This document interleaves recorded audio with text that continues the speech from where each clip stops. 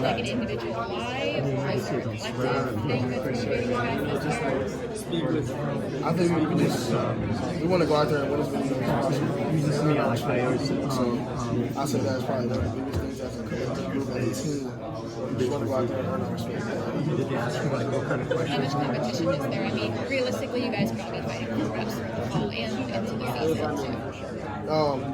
Even when it comes to the game of football, if you're not a competitive guy, you're not going to step on the field. So I say all of us are competitive, but we all cheer each other on. If anyone makes a big play, we're always running down there with them and celebrate with them. We're all competitive, naturally. Awesome. Thanks so much. Bryan, talk about the mindset being a running back.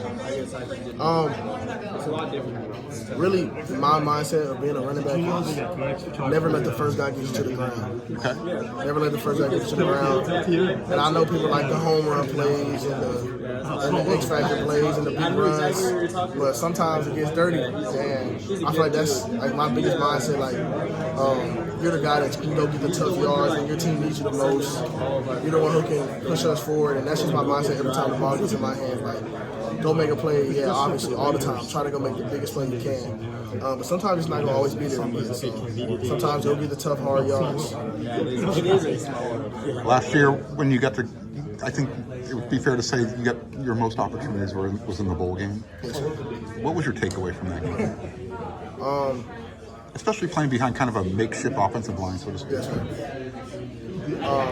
sir. Really just showcase my abilities, really to the fans, so I can prove to them that I'm really worthy of putting this jersey and this number on. So, yeah, really just to prove to them that I can be a running back here and rep the position with honor. Speaking of that number, have you had a chance to talk to Lendale at all? Yes, sir. I got a chance to talk to him over the phone one time. Any knowledge he's dropped on you? He really just told me, like, man, you got a historic number on. Like, just do what you do. Don't overthink it. Just go play your game.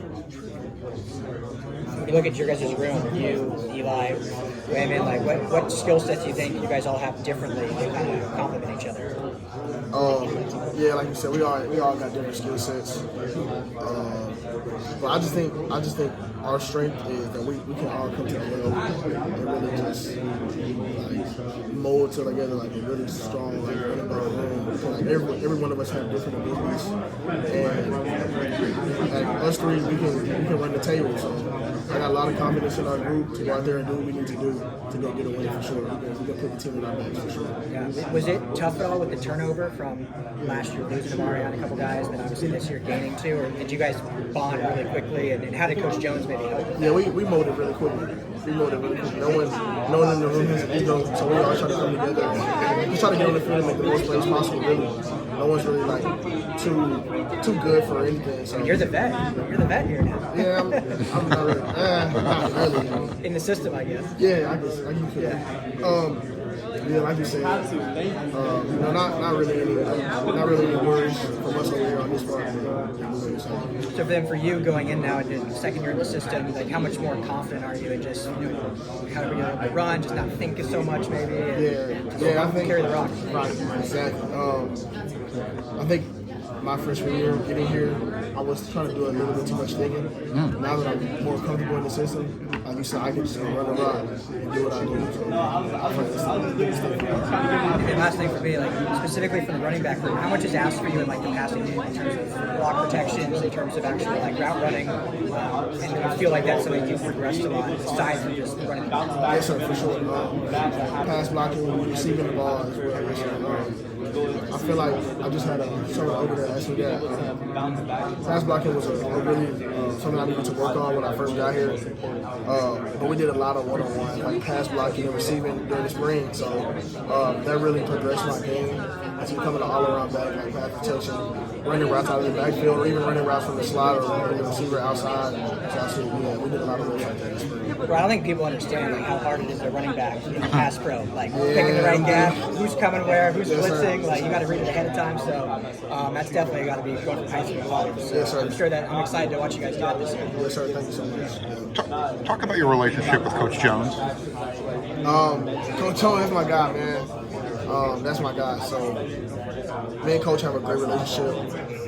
always talking about things off the field and on the field, things we can do better on the field, but also Coach is really prideful on just making us better men. And I really appreciate him for that. He's a great coach on the field, one of the best coaches on the field. I really appreciate Coach for taking his time and helping us be better men, better in our lives off the field. I really appreciate that. And better barbecue, Memphis or Texas?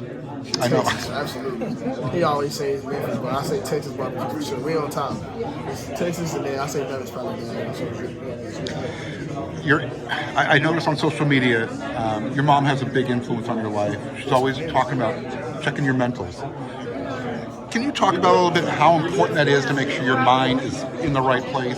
Not just about football, but just in life in general. Yeah, mom's everything. I do this for her. She's one of the most important people in my life, if not the most important person in my life. So she's always checking up on me, making sure my head is right, making sure my vision's right. And she always asks me, how's my heart?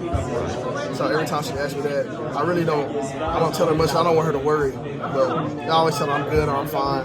But even when I tell her that, she always asking me more, like expand on my words or elaborate. But yeah, I say the mental part is really the biggest part when it comes to playing football. If you don't have the right mental abilities or like mental toughness, you won't make it. So I say for sure having a tough mental is for sure. Like they say the game is 90% mental and 10% physical. So I believe in it wholeheartedly. When you wake up some days and you're like you're just not feeling it. Yes, sir. How do you feel it? How do you flip that switch? My dad always instilled something in me: the pain of discipline over the pain of regret. Okay. So, and that means basically you rather go through the pain of doing the right thing every day, doing it with 100% of your effort, than having to regret something later down in life. So I always think about that every time that I don't feel like it. I'm not the most energized person in the morning. I'd rather go through the pain of discipline than the pain of regret. So safe to say you prefer afternoon practices as opposed to these morning practices? Ooh, actually, I've been an afternoon practice guy my whole life, so I actually like morning practice. Okay. Yeah, I actually like morning practice. Get it over with. And then have a meeting in the afternoon. I prefer the morning practice. Thanks, Bryan.